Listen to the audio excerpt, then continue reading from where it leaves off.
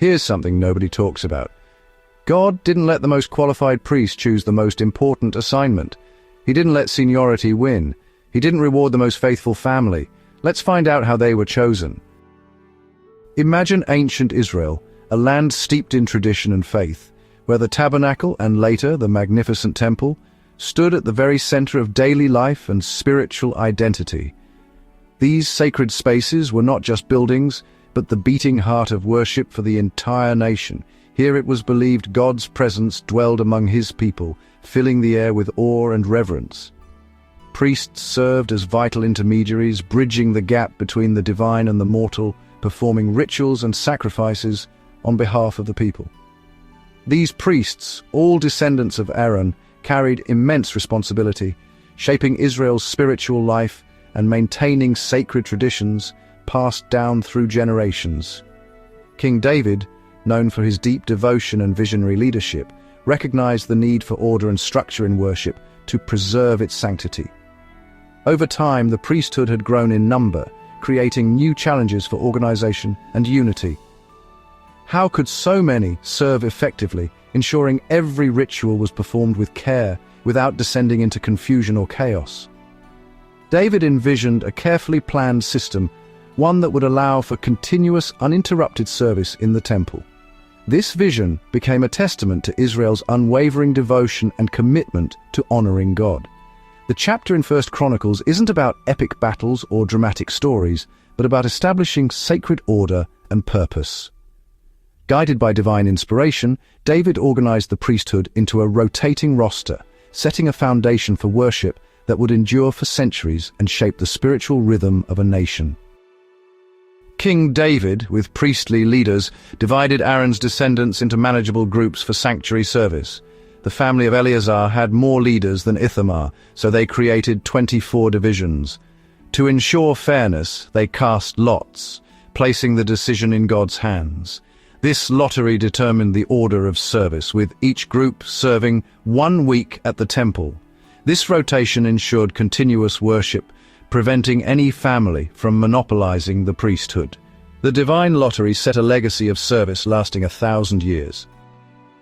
Priests' duties were crucial, forming the backbone of Israel's relationship with God.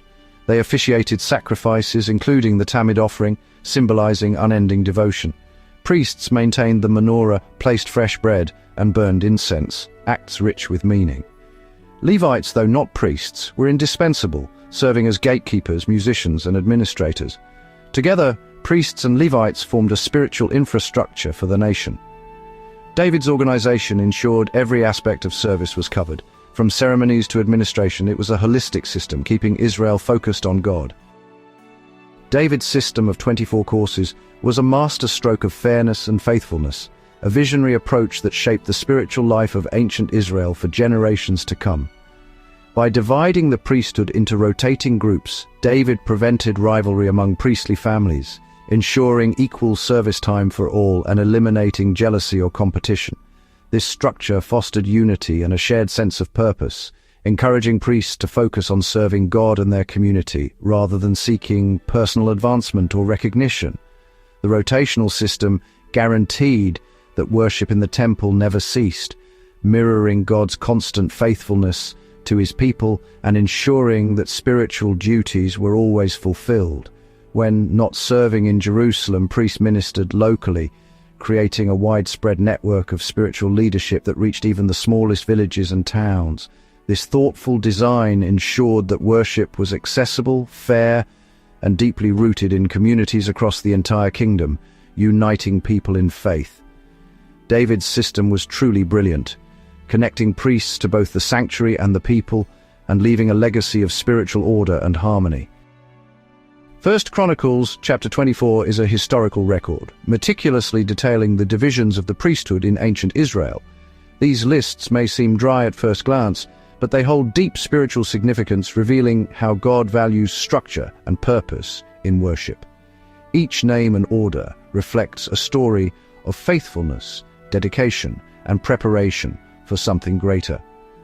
The shadows cast by these ancient practices point forward, illuminating truths that blossom in the New Testament. The priestly system, with its rituals and sacrifices, highlighted humanity's deep need for a perfect, unblemished offering, one ultimately fulfilled by Jesus Christ, the Lamb of God. The 24 courses of priests echo through the ages, reappearing in Revelation as 24 elders who worship before God's throne, representing the unity of God's people and the eternal nature of worship in heaven. From this priestly order, Zechariah, serving in the 8th course, was visited by the angel Gabriel, who brought the miraculous announcement of John the Baptist's birth, preparing the way for Christ.